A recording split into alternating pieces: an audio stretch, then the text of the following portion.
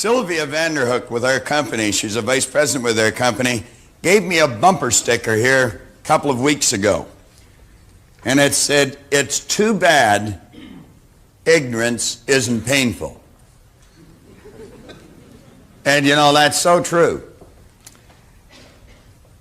In covering this particular subject, you're hitting on probably one of the most important things that anyone can study, and yet very few people study it in any depth with respect to application in the various areas of their life.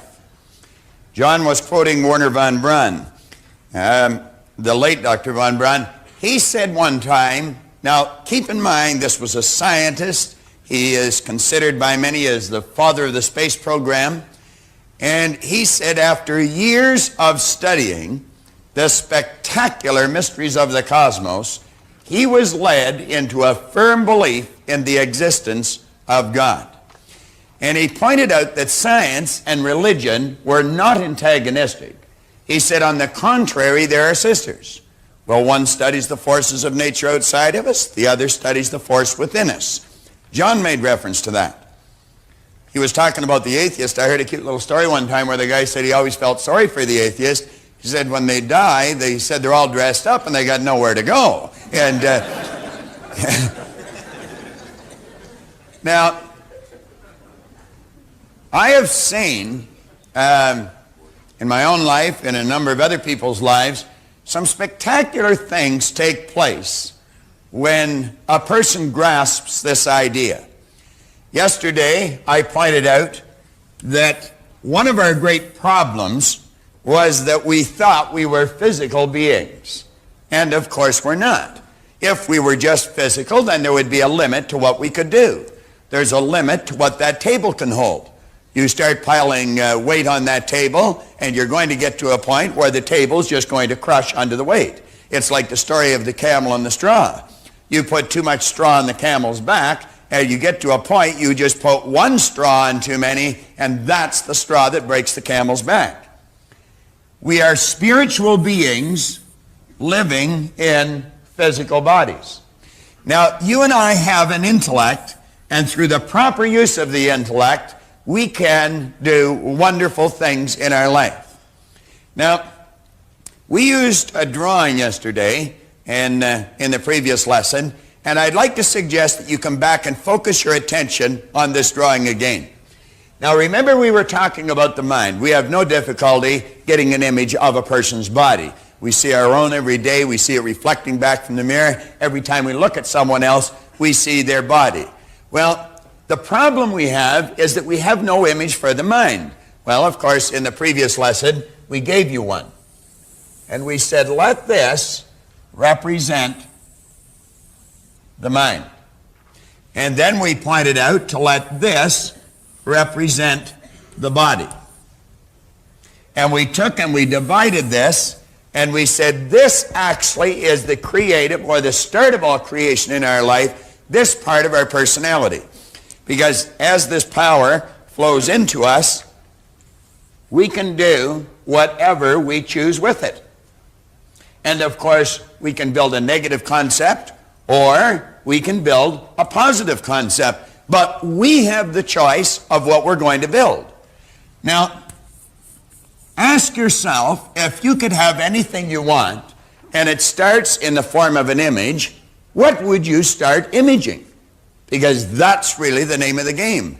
It's name it and claim it. Now, this works both on a negative as well as a positive basis. Because as you take this image, you can accept it, you can reject it as the images come into our mind. We can do anything we want with them. We do not have to get emotionally involved with them. Now, this part is the spiritual side of our personality. This side of us has no ability to reject an idea. It just accepts whatever comes into it and instantly and automatically moves the body into that vibration. In other words, the image begins to move into form. Now, as we go on in the upcoming lessons, we're going to talk about more how that happens through vibration and through attraction. I want to share something with you, a couple of stories and then one personal experience. I was in Jackson, Mississippi back in 1977. I had gone into Jackson to do a seminar, and as I was waiting for my bags to come down the chute, this gentleman came over and he shook hands with me and introduced himself. He told me his name was M.C. Duncan and he was from Oklahoma City. He was the president of Oklahoma Life. And he said, you know, I've been listening to you all week and I've been watching you all week. And I said, well, that's interesting. Where was I? And he just laughed, and he had been listening to cassettes and watching the videos. And as fate would have it, we were there for different reasons, but we were both going to the same hotel. So we shared a cab, we went over to the hotel, we checked in at the registration desk, and then we just wandered over in the foyer and sat down and started chatting. Now you're going to find that everyone that starts to study themselves, they become great readers. They always want to get into good books because they want to find out more about the subject. It's so fascinating. Well, he and I got talking about the various books that we liked. And we had read many of the same books. And I asked him, I said, have you ever read any of Robert Russell's books? And he said, no, he hadn't. Well, I had an entire set of them. I think there were 8 of them. I had them in my briefcase. Now, I had been reading these books, and I'd give them away here and there. And I just picked up a new set prior to leaving town, and I put them in my briefcase. So I took them out, and I gave them to him. And he looked at me a little strange, and he said, well, let me pay you for them. And I said, no. I said, don't pay me for them. I said, you just take them and enjoy them. And, you know, I just smiled, and I said, you know that you can never give anything away. It always comes back. In fact, pressed down and running over. I said, that's the rules. And he laughed, and he said, yes, I know. Well, when I got back to Chicago, to my office, I began to get inundated with great material from M.C. Duncan. And the first thing he sent me was this transcript of a minister's sermon that was preached on November the 21st, 1976. Now, I received this on the 3rd of March, 1977, so the sermon was only a couple of months old. It was delivered by a Reverend Norman Neves at the Church of the Servant in Oklahoma City. And M.C. Duncan wrote here, insist upon miracles today. Here he wrote, Bob, first 4 paragraphs, great story about wrong thinking, etc., etc. Best regards, M.C. Duncan. Now, this is a classic. It really is. Keep in mind, this is how a minister is starting the sermon in Oklahoma City. He began by saying, I read a story in the paper the other day that not only caught my attention, but that continued to hold it and hold it the further I read. It was a story of a railway employee somewhere in Kansas who accidentally locked himself into a refrigerator car and then who wasn't able to escape. Perhaps you read the story also and know what I mean when I say it continued to hold my attention. Now, he said apparently this man had banged and banged on the side of the car to attract someone's attention, but apparently also no one heard him. So he finally gave up and resigned himself to his fate. Sometime during the night, as he felt his body becoming numb, he began to scribble some sentences on the wall of the car. Sentences recording some of his last sensations as he moved closer and closer to death. The first sentence said, I'm becoming colder. The second sentence, a little bit further down, said, still colder. Nothing to do but wait. Then it said, I'm slowly freezing to death. Half asleep now, I can hardly write. And then down at the bottom, this sentence which said, these may be my last words, which in fact they were. When the railroad car was opened the following day, they found him dead. But let me tell you something that's really startling about this story. The freezing apparatus on the car had been malfunctioning. It had not been operating properly for several days. And believe it or not, the temperature hadn't gotten below 49 degrees during the entire night that he was there. In other words, this man had become the victim of his own illusion. He had presumed that his time had come and his life was over, when in fact there was no need of that presumption at all. And so, even though the temperature had never fallen below 49 degrees, this man died nevertheless and isn't here to enjoy himself today. Neves went on to point out, he said, there's a lot of us that do that with our lives, aren't there? We misread the signs of our predicaments. We presume that things are worse than they really are. And so, like that man, we too become the victim of our own illusion. We die, if you will, even though the temperature of our circumstance never even gets close to freezing. Now, you see, this man used his reasoning factor, and he used it incorrectly. He let what he thought were circumstances control his thinking. That's the image he put in, and that's exactly what he got. Do you think maybe that that's what Moses was talking about when he talked about that reasoning factor? When he said, behold, today I lay before you both a blessing and a curse. Now, I'm going to give you an example of someone that used it the other way. Many years ago, I made a sales call in Chicago when I first started to do seminars in the United States on a gentleman named Mel Haycraft. Mel Haycraft was the vice president of sales to the Prudential Insurance Company in their Mid-America region. Now, I did not know it at the time, but the Prudential Insurance Company was the #1 company in the world, and the Mid-America region was the #1 region in the Prudential Insurance Company out of 10 different regions. So needless to say, I was talking to a heavyweight when it comes to business. I was only in his office a few minutes, and Mel said, well, Bob, what is it? And I said, Mel, I've got a seminar that'll just get your sales flying. And I'll never forget the smile that had come on his face. And he looked at me, and he pushed his chair back from the desk, and he opened a drawer, and he took a file folder out, and he spun these brochures across the desk. Did you see all those brochures? I said, yeah. He said, all those people said the same thing. I said, is that right? I said, well, we're different. We was me at the time. But if you're alone in business, you never refer to me, you see. So at any rate, I said, we are different. See, I had a brochure made up that made it look like we operated on the entire 12th floor of the Hancock Center, I thought.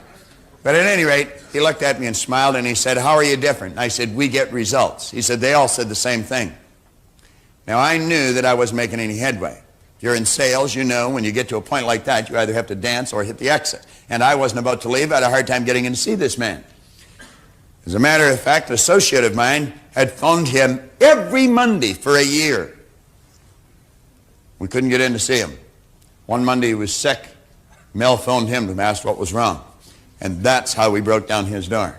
But at any rate, I said, I'll tell you what I'll do. You give me 100 of your best people. Don't give me the worst, give me the best. I said, anyone can do something with the worst. Just give me the best. And I said, we will do a seminar, won't cost you a dime. We'll give you the material, give you the seminar, and I said, let them be the judge of whether this will help them in their sales. He said, you got a deal. So we did that seminar.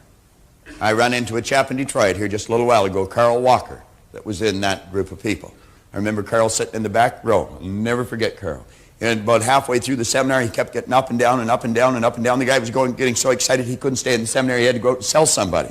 But at any rate, that's a true story. Carl's over in Detroit, and Carl, you'll be watching this. You'll remember as well as I do. We laugh about it every time I see him. But at any rate, we passed the test. I found myself in front of 450 of their district insurance agents at the Hillside Holiday Inn in Chicago. When I was talking to them for a very short period of time, I suggested that anyone in that room could go out and write $5 million worth of business. Now, when I mentioned that, you could just feel, wham, the minds go closed. I'd lost the entire group.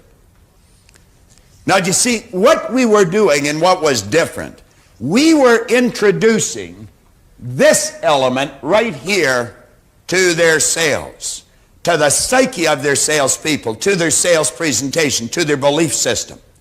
They had never had that mixed in with their training before. This chap come up to me at the first break. He says, Proctor, he said, did you ever sell insurance? And I said, no, I never have. He said, I didn't think so. I said, why are you saying that? He said, you don't know what you're talking about. Oh, I said, now hold on a second. I didn't say I didn't know what I was talking about. I just said I've never sold insurance. I said, I don't know any more about insurance than the doorman or the salad chef in here. I said, I'm operating on the premise you already know how to write $5 million worth of business.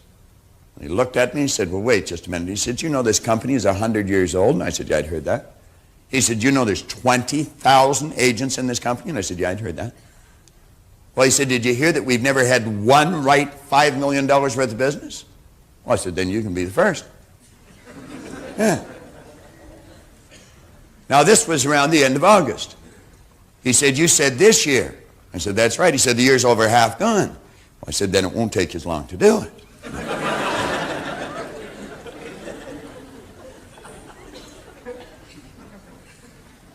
Now, I said, Don, if you can see yourself as a $5 million producer, you heard what Paul Hutsey did with this idea, and you get emotionally involved with that idea, you turn it over, that part of you that's unseen, it's non-physical, but it's in every part of your being, I guarantee you, you'll act differently, and what you attract to you will be quite different. And I said, you'll do it. Now, that's a magazine that company prints, or printed. That's a picture of the man I was talking to. His name's Don Slovan. And that's a write-up about our conversation. The second week in December, Don Slovan had paid for $5,200,000 worth of business. He closed the year with a little better than $6 million worth of business. And the strange part about this is, when he crossed that imaginary line, there was a whole string of people following him. See, every person, everywhere in history, that got the image of what they wanted, they burned that image into their mind. They refused to accept circumstances. Every one of them have accomplished what they've imaged. For years, people had tried to run a mile in 4 minutes. I mean, thousands of years. Do you know the early Egyptians used to turn a lion loose and let it chase a person hoping they'd run a mile in 4 minutes? But they couldn't do it. The experts said it couldn't be done. They said our cardiovascular system wasn't proper for it. They said our muscles weren't right. The bone structure wasn't right. But in the spring of 1954, a young guy named Roger Bannister quit believing in the experts, started to believe in Roger Bannister, and he ran a mile in under 4 minutes. Within a month, other people were running a 4-minute mile. We had a young guy in this company down in Louisiana. As a matter of fact, he worked for Paul Hutsey. That wrote $5 million in a week, and he previously hadn't written 3 in a year. Now, why am I mentioning these things? Well, I mention them because you could all tell a story like this about yourself. Just reading on commitment here, it's vitally important that you remain committed to your goal. Understand that if you've got a vision, there's no such thing as an unrealistic vision. Roger Bannister did not believe in the experts. Roger Bannister believed in Roger Bannister, and it's precisely why he broke that 4-minute mile. You can do it. Don't listen to the people that tell you you can't. I want to introduce you to a lady that has a phenomenal vision. Susan Busey. Relate to her and the goals she set. Do you have a dream for your business? Oh, yes. What is it? Without being a cliche, to be a household name, but to be the best service in the world. Susan Busey said, the very biggest and the best in the world. Susan Busey started a maid service. They're cleaning homes. And she wasn't satisfied just to work in her own neighborhood and earn a few dollars. She wanted to develop this worldwide. I received a call from Susan just within the past week. Susan is opening in the Orient. She has a contractual arrangement with Japanese business firms, and she's going to be opening her business in the Orient. Susan Busey, like Roger Bannister, did not let people telling them they couldn't do it stop them. Don't let anything stop you. You stay committed to your goal. Keep that dream in your mind, and understand the power within you will execute it if you just hold it there and give it everything you've got. It was his stick person concept letting go of the past, which I was quite prepared to do, and I'd never heard anybody say to me, let go of the past in such a way that I did. Take a look at the future with optimism and fight.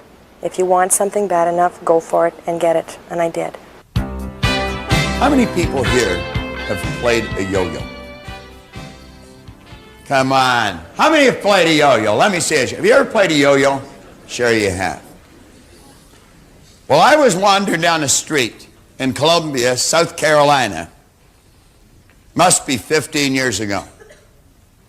I was working out of Los Angeles. And at noon this day, I didn't feel like eating. I was going a little stir-crazy in the hotel. So I decided to just go for a walk. I was with another chap named Michael Sobel, who's a lawyer of ours out of L.A. And we're wandering down the street. It's a beautiful day. And I saw this little kid playing a yo-yo. Now, do you know it's marvelous the way our mind works? We can relive years in our life in seconds, just like that, a millisecond. Well, when I saw this little guy, I had a great movie just whoom right across the screen of my mind. And I saw myself as a little kid coming running out of Balmy Beach Public School in the east end of Toronto. And I would run up Beach Avenue and down Kingston Road, and I was looking for a specific guy. His name was Ricky McGinnis. And Ricky McGinnis was employed by the Cheerio Yo-Yo Company here in Canada. He was a yo-yo pro. He was a champion. And I'm going to tell you, this guy could play a yo-yo. Now, they dressed these guys up. You see, they gave them a uniform. The uniform consisted of a maroon sleeveless sweater that had red, white, and blue here and a V-neck. That was for V for victory. That came from the Second World War. Some of you weren't around then. In fact, most of you weren't around then. But anyway, that's what that represented. But he had a great big crest here in the center. And it had Cheerio across it, and it had Yo-Yo Champion. Then it had little badges sewn all over it, and each one of these little badges represented a trick. And if you learned the trick, you'd get these little badges. Well, of course, he had them all. And I always remember I envied this guy because he had a great big raft of yo-yo strings around his neck. Now, yo-yo strings, when I was a young guy, were 2 for a nickel. And of course, if you had 2 nickels at the same time in our neighborhood, you were considered financially independent. I mean, now, it was a poor neighborhood. None of us slept alone in that area until after we got married. I mean, you just fat ones on the bottom, you know. I mean, it was a rough area. Well, at any rate, every now and then we'd break a string, and we didn't have a nickel to buy a new string, and he would take one of these strings out and he'd hand it to us. He might even pat us on the head and call us by name. Well, of course, we had arrived if the pro recognized him. Because you see, he was like the Pied Piper. When we found him walking up the street, we'd walk with him and we'd just stare at him, you know, and just look at him. I mean, we had this guy, you talk about God, we thought this guy was God. I mean, we had him deified. Well, at any rate, he would get to Kingston Road and Scarborough Road, and he'd start teaching us a trick, and he'd test us on the trick, and we'd form a great big circle around him. Now, that's what I saw in a matter of a millisecond when I saw this kid playing a yo-yo.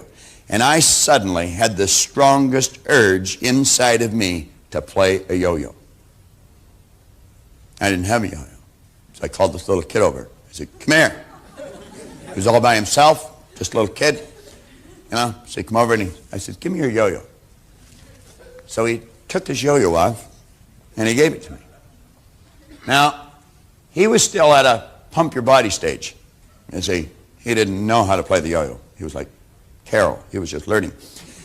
But at any rate, he'd be walking along and he'd pump his body, and I guess if he kept doing that, he figured it would go up and down. So at any rate, the little kid gave me the yo-yo, and I thought, I wonder if I could still play one of these things. I hadn't had one in my hand for years. It's not bad. You can give me a hand for that if you want.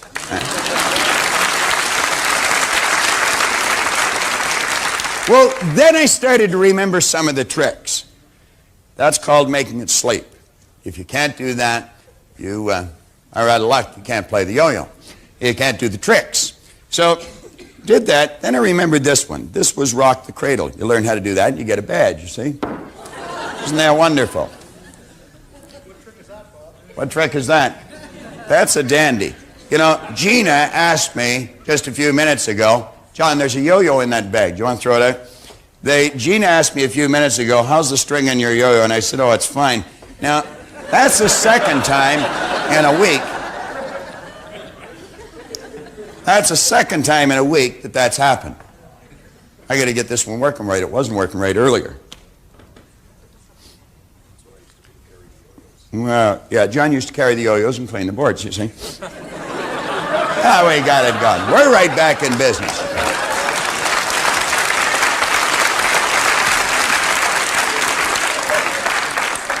Remember that song, John? It's just like old times.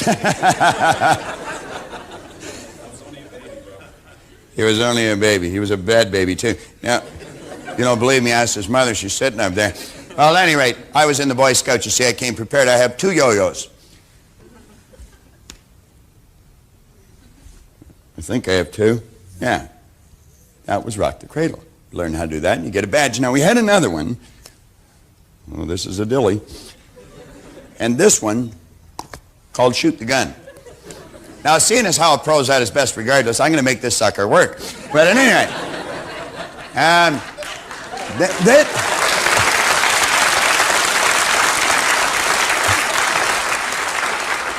one day he came around and he said, listen, we're going to have a big contest, and he said the winner is going to get one of these sweaters. Well, I'm going to tell you, you talk about building an image in your mind. All of a sudden, I could see on the screen of my mind that sweater on me. And you talk about getting emotionally involved. What we say feeling was, we said feeling is conscious awareness of vibration. What we say cause vibration, we said getting emotionally involved in the idea, put the body into the vibration that it had to be in, and when you become consciously aware of that, you called it a feeling. Well, I could actually feel this sweater on me. I mean, I could hear all the pretty little girls saying, that's the guy that won the sweater. And of course, I'd let on I didn't hear him, and I'd say, that's right, you know, it was me. And anyway, I could actually feel this. I mean, I had to have that sweater. Do you know, every once in a while, something comes up, and you just have to do it. I had to win that sweater. Now, I was just a little kid. I was learning a phenomenal life's lesson, but I didn't know I was learning it. Now, Rick would come around, and he'd just show us this trick once. He'd fire this thing down, and he'd bring it up. I may have to get another string for this thing. Get up here.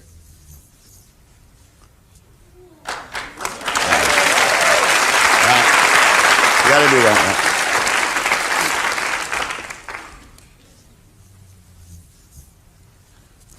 Yeah, that's it. All right. Now, how many of you can do that with the yo-yo? Now ask yourself why you're not able to do that, and I am. Do you want to know why? I'm going to tell you why. See, any person in this room could learn how to do that. If you wanted the sweater bad enough, and I wanted that sweater, and I hooked the sweater up, what I wanted, with what I was doing, and I had to believe I could get it.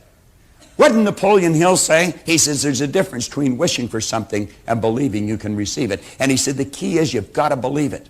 William James says believe, and your belief will create the fact. Well, you know, that's where it all starts. That's where it all starts. I don't care how simple it is. I don't care if it's just winning a sweater with a yo-yo. It could be writing the 5 million, or it could be doing what that man did in the boxcar. Yet works both ways. Yet has no ability to change the idea. Whatever you ask for, that's exactly what you get.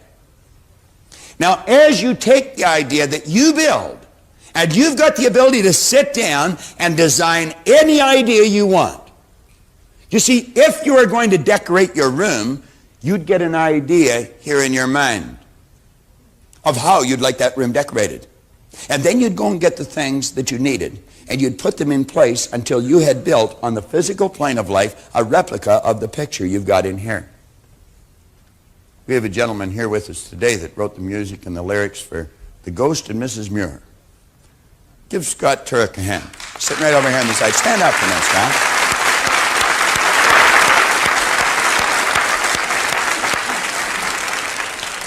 Scott is the musical director over at Leopoldson Theater when you heard Dave ask, is there anybody from out of town? And you heard someone say from Colorado. Scott is from Colorado, but he is entertaining over at Leopoldson Theater. If you want to see a good play, you want to go over. I've been to Scott's play in the past, and I'm going to tell you this man is quite a musician. Scott, where does the music start? Would you say it starts right in here? You start hearing it in your head, don't you? Yeah. That's right. You actually hear the music in your head. You see, Scott takes this power and he turns it into music in his head. He literally hears it. And as he hears it, he sees it written on paper. Am I right or wrong? Then you take a pen or a paper and you write it. Scott, stand up for just a second, because this is a good example. Then when he's got the music, he not only writes the music, he put words with the music. Is that correct? And we call those lyrics. And he takes and he writes the lyrics, and he knows those words. What are words? Words are nothing but ideas dressed up for our physical benefit. And you put words, and that puts more meaning then to the sound that you've heard. Is that correct? Thank you, Scott.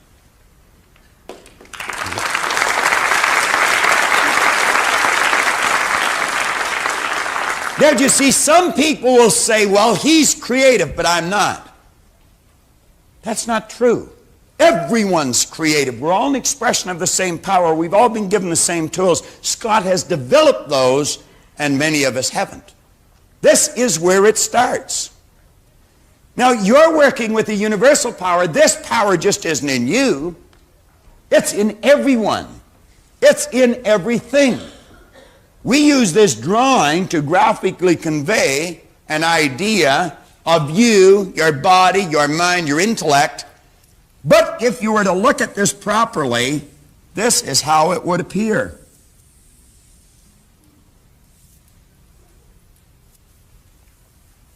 It's a universal power that you're impressing that idea on. Do you know when you throw a pebble into the lake, the entire shoreline has been changed? If you throw a pebble into the Atlantic Ocean, the entire shoreline has been altered. You'll say, oh, not the Atlantic. Yeah, even the Atlantic Ocean. Do you know where our problem is? We could not see with these physical things the change in the shoreline. But understanding lets us see the change in the shoreline. Van Gogh was asked how he did such beautiful work. He did it the same way Scott does it. I dream my painting, and then I paint my dream. Do you know you'll never buy an original painting? Why? The original's on the mind of the artist. Well, we're all working with the same power. Don Slovan sensed that I believed he could write the 5 million. I knew he could write the 5 million. That gave Don a little inspiration, and he started to think about it. He started to think of all the good things that would come to him. Fame, fortune, everything. And he got emotionally involved. And as he put that idea in there, Don Slovan moved into a brand new vibration. He started to attract all kinds of different things to him. Do you think it's an accident when one person, one in sales, goes into their office and in their pigeonhole there are no messages, and another one goes in and there's 14 people wanting to buy something from them? Do you think it's an accident when there are two businesses side by side, one wins, one loses? I go to a barber shop down on Bayview Avenue, Tony's. I've been going there for 25 years, whenever I've lived in Toronto. 4 doors away is another barber shop on Bayview Avenue. I have never seen anyone in that barber shop in 25 years. I've never seen one person. Now, I know someone goes in there. I know that because the person couldn't keep the doors open otherwise. Tony's, you always have to wait. And the other one, you would never have to wait. Someone would say, well, that'd probably be a good place to go. I don't think he'd cut it the way I want it cut. And I think there's a lot of people think, I don't think he'll cut it the way I want it cut. But why is it empty?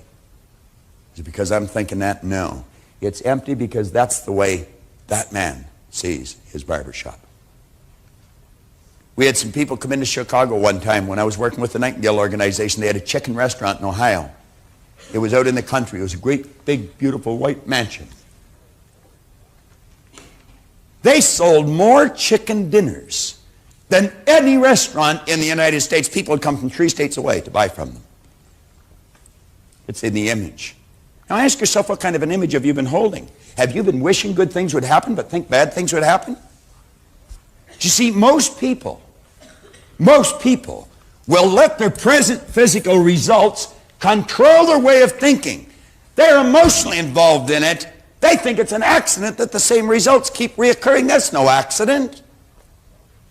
If you've got a financial problem, if you've got a cash flow problem, if you've got a marital problem, that's what most people concentrate on. If a doctor takes a photograph of your body and then tells you you're sick and shows you you're sick, what's the person concentrate on? Sickness.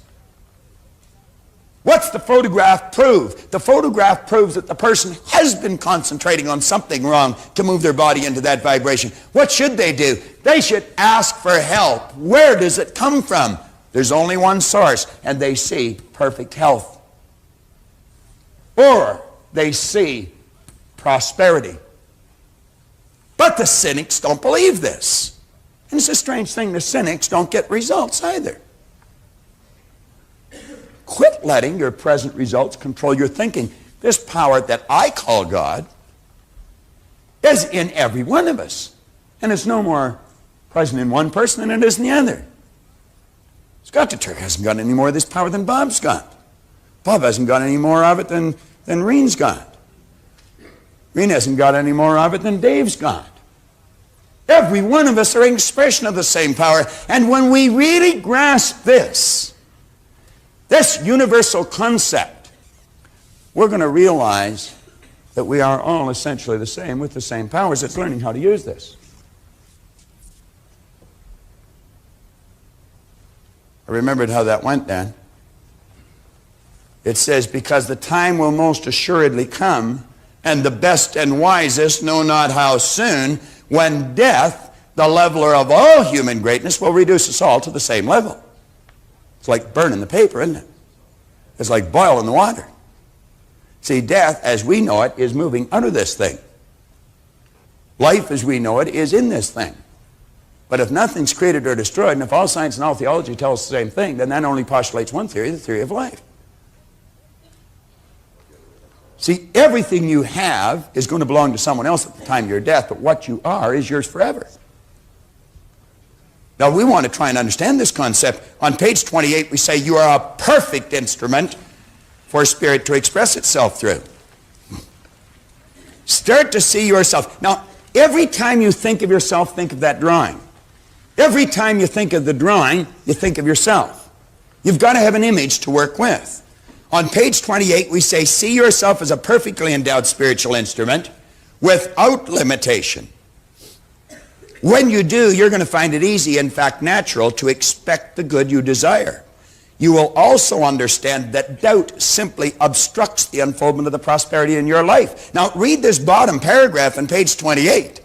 Doubt does not shut down the workings of the power. The power's always working. Think of the man in the refrigerator car.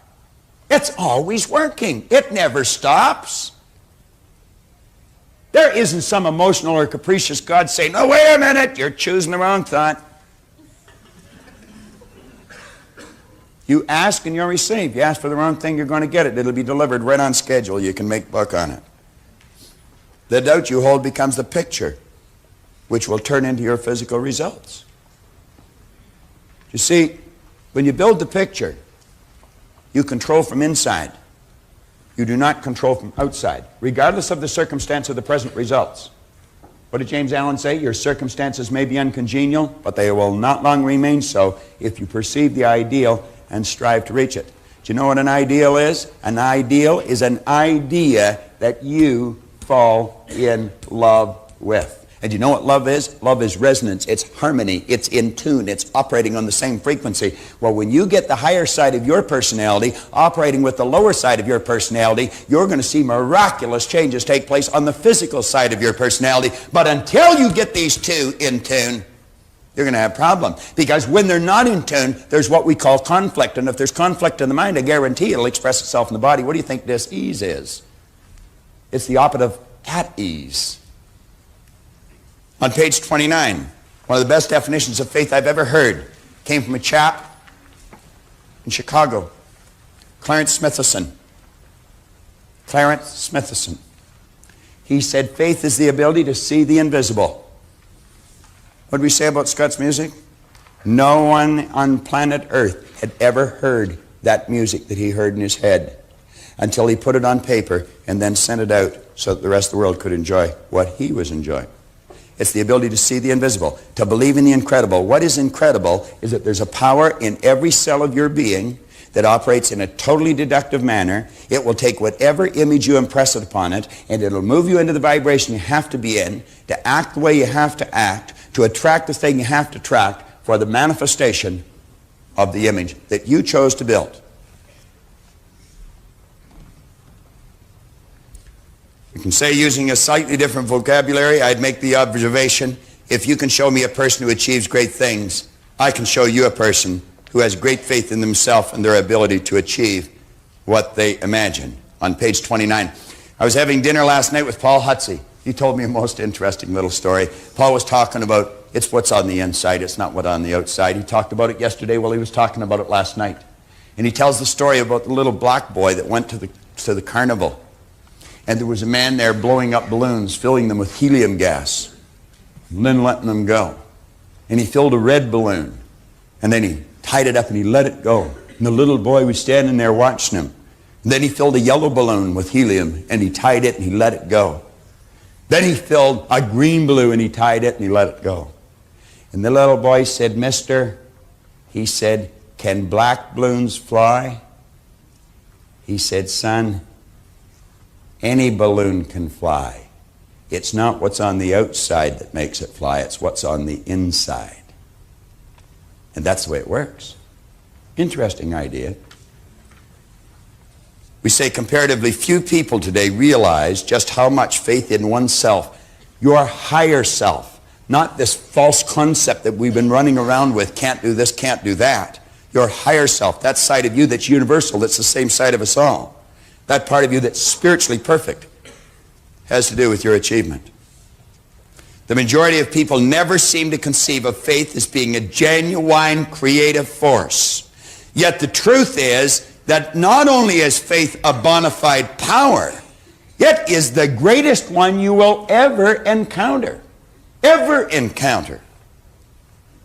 In fact, I'd go so far as to say that whatever you accomplish in your lifetime will be in direct proportion to the intensity and persistence of your faith. Intensity, what do we mean by that? Well, remember we said one of the intellectual factors was the will. The will gives us the ability to concentrate on an idea. And when we concentrate on the idea, we're just taking that power and turning it right over. We're giving more energy to the idea. What did Emerson say? The only thing that can grow is the thing you give energy to. It's been told to us 10,000 ways. I think what we want to do is wake up. May I borrow your program, please? No, the tapes.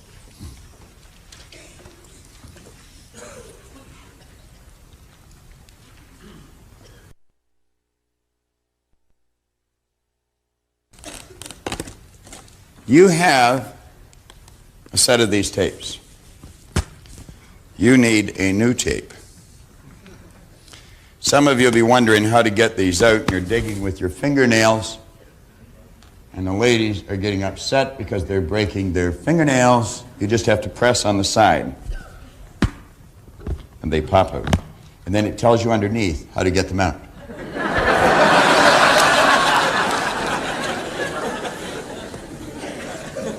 Andy Rooney would probably get about an hour and a half out of that. Now, you've got a relaxation and visualization tape. I want to suggest that you put this to good use.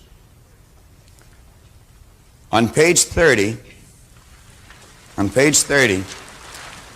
we're suggesting that you take this new understanding that you're developing.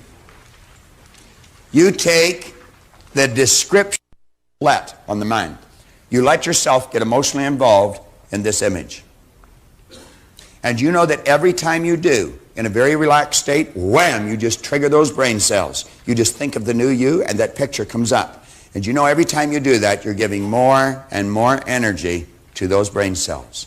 They become stronger and stronger. And in a relatively short period of time, those ideas will be fixed in your mind, and that's the way you'll live. When Cary Grant passed away, I read a page, an obituary on Cary Grant. There was an entire page of one-liners. The last one was by Cary Grant himself. He said, "I acted like Cary Grant for so long I became him." I acted like Cary Grant for so long I became him. You can say, "I've acted like this person on page 26 for so long I became that person." Now, you can go over this lesson and go over it. You can't go over it too often. Couldn't possibly. We're going to touch now on what you should expect, because you're going to find that expectation is what really makes the difference. Now, as John goes through this page, I want you to think. If I built that picture on page 26, I painted the picture. It's like Scott heard the music, then he painted it on paper. Well, you saw the person, and then you painted it on page 26. And every time you get emotionally involved, you rewrite it. And you're going to find you'll crystallize it, and you'll make it better, and you'll make it better, and you'll make it better. From your Born Rich program, and play this tape. What you're going to do is put yourself into a very relaxed state. It'll be an altered state of consciousness. Go and lay down someplace quiet by yourself and turn this cassette on. And when you get into a very relaxed state, throw the switch of that person you want to be. You're going to activate those brain cells. Now, in the beginning, it's going to remain a fantasy. But by playing this tape daily, twice a day if you can, and turning that picture on that you built on page 26, activating those brain cells, that fantasy is going to be turned into a theory in your mind. Now, every time you build that picture in a relaxed state, take page 30 and rewrite the picture. And what you want to do is crystallize the picture of the person you want to be. Cary Grant one time pointed out, "I acted like Cary Grant for so long, I became him." That's what's going to happen to you. The power within ultimately will take this image of yours and begin to express it with and through you in your life. But it's vitally important that you use this cassette, put yourself in an altered state of consciousness, a very relaxed state, throw the switch that you created when you wrote out page 26, begin to visualize your fantasy, only it becomes real. When you come back to a normal conscious state, it's very important that you rewrite this picture again. Each time you rewrite it, it'll become clearer and clearer. Now, you may alter it a bit as you rewrite it. And as you rewrite it, you give more energy to those brain cells. Every time you relax, you're moving that picture more and more into a state that we call a theory. And you're going to find that you will be motivated. The power within you will actually take that image and begin to express it with and through you, and your theory will literally become a fact. Mine has, Roger Bannister's did, and so will yours. But it's important that you do what we suggest with page 30. Now, when that's complete, the next part that John Canary is going to lead you into is going to be truly rewarding for you. John's going to suggest that you begin to expect an abundance in your life, in all areas of your life.